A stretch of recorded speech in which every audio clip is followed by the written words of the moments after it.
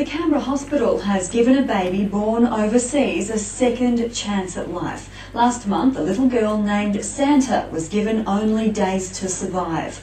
But after being rushed to Australia as part of a Rotary Medical Aid program, she's now known as the Miracle Baby. A tiny baby far from home. Sandra was just 4 days old when she was flown to Australia from Timor-Leste, born with gastroschisis, a condition where the intestines stick outside of the body due to a defect next to the umbilical cord. When I was coming here, I was really upset because I was scared. The first 48 hours were critical. Operations on babies here are done immediately after birth, but Sandra had to wait, and during that time she contracted infections which had doctors fearing the worst. The first weekend was very, very hard. We really were told that we were going to lose her. This is something that I've seen many times. What I haven't seen is babies who survived in a relatively unsterile condition in the tropics for 5 days before we treated them. With the outlook grim, Sandra's mum Maria wanted her little girl baptised. She was, just before midnight on her 6th day, and that's how Sandra, a Rotary volunteer, became godmother. There's a real pact that we have now between us. I have to believe to the God when I came here to make everything just fine for the baby. And a few simple words put her mind at rest. All I could say to her, Santa good, and she had that reassurance. I couldn't speak her language, but she knew that I cared. Sandra is the 8th child to receive treatment at the Calvary Hospital as part of the Rotary Medical Aid program, and the first to be sponsored by ACT Health. NICU staff and intensivists worked overtime to provide the care needed. The first night the intensivists had to hug us all because we were all in tears. 6 weeks on, Sandra is growing stronger every day, now even taking a small amount of food. The longest that I've had a baby go without their bowels working is 6 months. Now, Sandra looks like she's going to have her bowels working quite soon. Looking back at her baby's journey, Maria knows she has a little miracle in her arms. And now her family is complete, with her husband and 10-year-old son at home, who've been kept up to date all the way. I also asked when mommy come to Timor because I want to see the baby. I said I will when the baby's fine. Now it's fingers crossed Santa will be home in time for Christmas. Ellen and Ashley, Win News. It still gets to me. This is a baby. Could be our baby, but all babies are special. I've had an interesting journey in my life, coming from, there's some advantage being older because you've had a big journey. And when you think about what it was like at school, we didn't have show and tell, we didn't say anything, we kept our mouth shut. And to be able to speak, to be able to be here, to me it's amazing and a miracle in itself. So thank you very much for the opportunity that you have given me to share my passion and basically my life, I suppose, because that's how it's developed. I took on nursing, but that was amazing how I even started nursing. And then I did midwifery, and I worked in a public hospital, and I saw a lot of different things. And I enjoy nursing, and I realised that I love to look after sick people. Not people who are well, but people who are really sick, and that was really important for me. I got married, I had three children, 3 boys. My work wasn't so important, my children and my family were important to me. And then things changed. As I got older, my marriage broke down. And what do? Well, I had to learn everything new. Well, not really, I thought I did, but I had known a lot more than I thought I did. I had to build up my self-confidence. I had to learn things like fixing door handles. There were no funny little things that you don't realise that you haven't learned how to do. So I decided I was going to do 3 things. One was to go back into my nursing career and make it a career and really learn and grow. So I got a higher position, which was surprising for me at the time. I didn't think I had the capability. It was just the confidence, I think, more than anything, because I'd lost a lot of confidence. Second thing I did was I actually had my ears pierced. Now, it sounds a bit funny, but in my era, my mother didn't want me to have my ears pierced because she said that's cheap in those days. That was her belief. But I had it done because I thought, well, Mum, you're not here now. I'm taking over. I'm taking over my life. That was the second thing I did. And the third thing I did was join Rotary, because I didn't have a voice. I didn't know my voice. I didn't know who really I was, apart from nursing. But Rotary gave me the confidence to be able to speak, to get a passion for thinking about others and not thinking about poor me, because that's sort of, I was down, I was all that sort of thing after the situation I was in. So that's sort of how I started joining Rotary, and I learned to take on jobs like the youth director, and so I had to stand up and do things and try to, we do things like we support young people to go to camps and different things. And then I took on community director role, and then I was secretary, and then of course the year came and I was president. Wow, they were all there to tell me what to do at any rate, so they said. But I wanted to do something special in that year. That was 2006. And being nursing, I thought, right, let's think about ROMAC. And I wanted to take on a child in Canberra. Well, little did I know, we never actually had a child here in Canberra before. This program's been going, which I've discovered was for about 27 years now, but in Canberra we never had a child, so I wanted to take on a child. Well, they were really pleased because they said, oh, good. So I was the committee. So we had a boy, and then we've grown from there. We've now had 15 children here. Now, these are the forgotten children. These are the children that people don't want to see. Some of them are very hard to see, but ROMAC itself is there to give hope where there's no hope. There's a board of directors and there's a medical team. And we get about 100 referrals a year, and we can only take on about 50. We don't have infinite money. And that's the problem. But when we take on a child, we take them to the limit. We do the best we can. We don't take cancers. We don't do anything that we can't give them hope, because there's more other children there. A lot of them are life-saving and quality surgery. It's quality surgery. Anyone can send referrals to ROMAC. Nobody gets any money. We just do it because we're volunteers. It's a humanitarian program of Rotary, and Australian and New Zealand. It's not international in itself. And we've looked after over 400 children now, which we're very proud to say. These kids who, half of them would have died, if not more of them, and some of them would have had really poor quality of life. So I'm very proud to be a part of it. Now the structure itself starts with, normal chairman, and then you've got I'm actually right down the bottom, to tell you the truth. I'm the chair of my district. Every district in Australia has a chair, and then they are responsible to look after the children when they come. But I'm lucky to think that I've got the Calvary Hospital, and that's our district, so I basically am my own boss. I work full-time, by the way, so this is all love, and I love it. So my role as a chair is to coordinate their care. I send it around to all the rest of the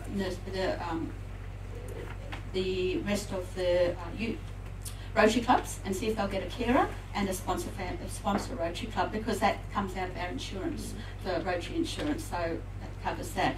And if people don't, I don't always get a positive. I think out of 15, I've had seven Rotary clubs who've taken it on. And if they don't, they come home to me.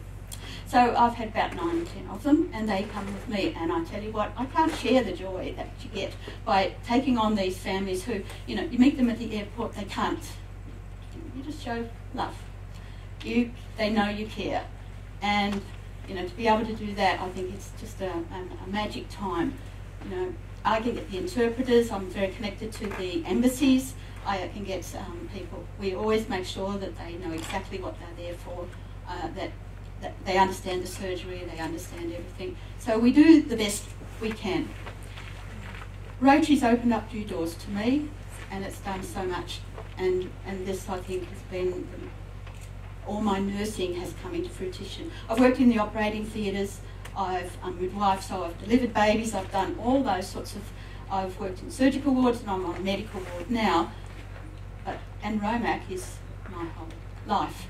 It started from the beginning, and it's just amazing. So for 9 years I've been looking after it. Now I want you to imagine, I want you to close your eyes and think about the most important, either if you've had children, what it was like when you first saw your child, what it was like with the best thing that ever happened to you if you haven't had a child, what's the thing that's the most important to you. Then think about, something's wrong. The child's not right. There is a problem, just like our previous speaker. What do we do? Okay, but I'm in a village. I don't have any help. I don't know what to do. I'm scared. My child's going to die if I don't do something. You take him to the hospital up there. Oh no, we can't do anything for you. Oh, these are the mums and dads that we have that come to us, that we look after, because there isn't anybody out there. You know, they go through life that we don't understand, and yet we've got so much here in Australia to share. We should share, and why not? As I said, these are the forgotten children. There's some of these are my children, and you know, I might have three children of my own, but I've got 15 other children, and I love it.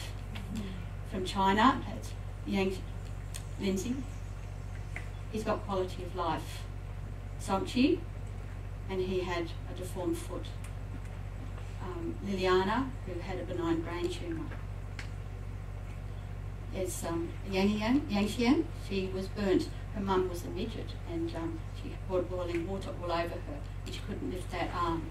We don't do scars, we don't do plastic surgery. That we can't fix that big problem, but we can give her what we can.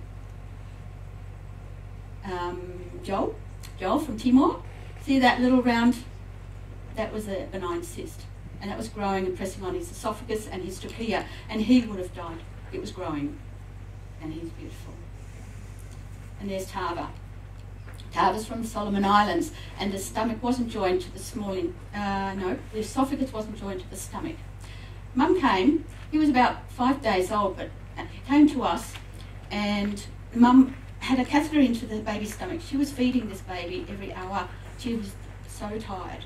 They had no what we call kangaroo pumps to feed them automatically. Mum had to stay up and feed this baby or would have died.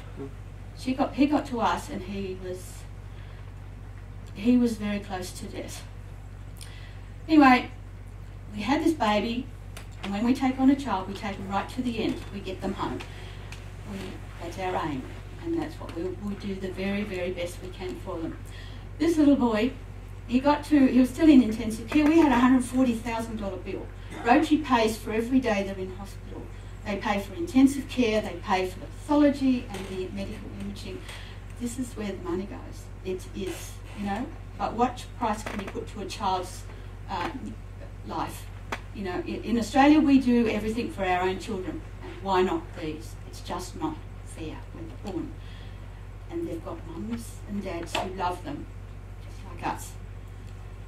Now, 140,000, and I know my district wasn't paying very much into ROMAC, and that's where I went, get frustrated and within myself, what can I do? So what I decided to do, I said to Professor Croker, who you saw in the movie, would you like to come with me? I'm going to ask for a meeting with the ACT CEO of ACT Health. Yep, sure, he said. So off we went, we got an interview and off we went. This is the reason why you need to support this program of ROMAC. I showed him all the children. We had 6 by that stage, in which we paid for. So anyway, I went to Katie Gallagher, and we got an MOU with ACT Health. So up to 4 children, free care a year. It's the only one in Australia we've done that. And that's because the TARBA, they wiped off another 140,000. Now, part of our program is that we do not ever take a place of Australian child. None of our children will displace an Australian child. Now that's the Santa. That's our little baby with all the intestine out. And there's the mum. That's our miracle baby. There's some of the mums and dads who love their children just like us. There's little Juanita, she had a kidney problem. And Leon, who had a bowel problem. He couldn't go to school because he smelt. And I'll tell you what, when he came to my house, when he first came, He was strong. He could, yes, you can understand. And he's gone home. And there's their mums. And they come and stay with me. Love it. And there's Horatio. He had a fractured femur for 2.5 years, fell off a bike. His brother was killed, and he didn't want to make a fuss. So he had a... And there's Fanova, our second miracle baby from Timor. And you see the... And it's just a mum who loves her child. Fanova shouldn't have lived, really, because she had a benign cyst in her liver, which was growing and growing. And she was so painful. It was so... I was in Timor when I saw Fanova. I was giving out mosquito nets at a Rotary, another part of Rotary things we do. And I didn't think she would last, but she did. And I tell you what, she's a 5-year-old, and I had a picture of her. I'm on Facebook with a lot of the families in Timor, and I keep an eye, you know, they call me Mum, of course. That's right. And there's our first one. Canberra, we did a lot of first things. First time we've ever had a mum over, because we knew that the scan in Timor showed that this baby's stomach wasn't joined to the bowel this time. So we brought her over, and she did need extra care beforehand, and I was there for the delivery. Just couldn't do it because it was not in my hospital, and it wasn't my... I had to let them do it, but I did cut the cord. So for me as a nurse, that was satisfying. So I've done a lot. Now, Joshua had a bowel problem, but he was not dyslexic, but he had a mental a problem. But we could still. Why not? We don't have a... We'll look after everybody. And there's a little baby was born, Rinaldi had the operation the day after he was born. And our last little baby, Braz, and Ridley. Ridley came to us last year. He was from, he came from Vanuatu, came with his mum, and he weighed 27 kilos when he first came to us. As you can see, he had this really big belly. He only went to the toilet once a month. It was building up, his arms and legs as thin as anything. And when he had his operation, they gave him a stoma. He then went down to 21 kilos. He left me last year and he was 27 kilos. He's just returned to us to have the stoma closed. He's had his surgery last Monday. That's why I was trying to work out how am I going to... I couldn't not be there for that, but I had to be here for this. And please, Dr. Kroger, can you do it on the Monday, not on the Thursday? He knows how passionate I am. Yeah, and there's our Ridley. And that's how thin he was. So he's 32 kilos now, and his mum just loves him. But you know what? Why do I do this? It all comes down to what this mother said to me on the way. She said, he's my only son, and I love him, and I'll do anything for him. And that's why I do it. Because it's, you know, it's not fair wherever a child is born, how sick they might be. All mothers and fathers love them. And it's, you know, we who've got so much should share with what we don't have. Now, I suppose I've been recognised for this position that in ACT, as Senior Australia of the Year, because of what I do, which is amazing because I love what I do, so it's sort of nice. But I want people to know what I do, that they know that it's out there, that if you travel and you discover someone who needs help, you can refer. Anyone can refer to any of our kids to ROMAC. It's just on the internet. And we want to be out there. Now, I had a passion, which I've done already, partly in that I've got ACT Health on board, which is for an MOU. But my dream, and I think I'm in this position for a reason, by being the senior. Actually, I had to accept that senior part.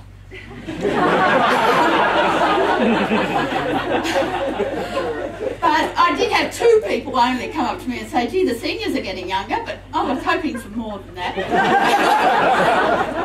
But my dream is, I'm going to, and I've started the process, but this is my year, I'm trying to pull the federal government into this. I think it's about time that we get the federal government supports these children who are, it's not fair where they're born, and we should support them. We've got the skills, we've got the network, we've got everything all on tap. And Rotary itself shouldn't have to pay for everything. The federal government, I'm after a temporary Medicare card for my kids, for not mine, for all the children that come over. We don't take the place of an Australian child, we won't do that. So, unless they're really sick and then there's a little spot we'll fit them in, but we'll wait if it can. But not? You know, we've got our children get everything straight away, and the skills that the doctors are learning, and the wonderful way of morale boost, and the wonderful international goodwill that we're providing through this. Why not? And that's my dream, and that's what I'm aspiring to this year, more so because I've got that so-called power in that. I don't have power, but I got a voice, and I found my voice, and it took me years. But you know, it was the last 10 years of my life that I've found my voice. I've travelled the world. I go around, I backpack with my boys to South America. I just came back from Mount Kili last year with Tim. We climbed up, we got to the top. I got to Gilman, so I didn't quite get to the very, very top, but it was a crater, so I got the certificate. But life is such exciting, and okay, I can look back and see how my progress, but you know, I envy you guys because you've got your whole journey ahead, but I'm still there and I'm moving ahead. Thank you very much.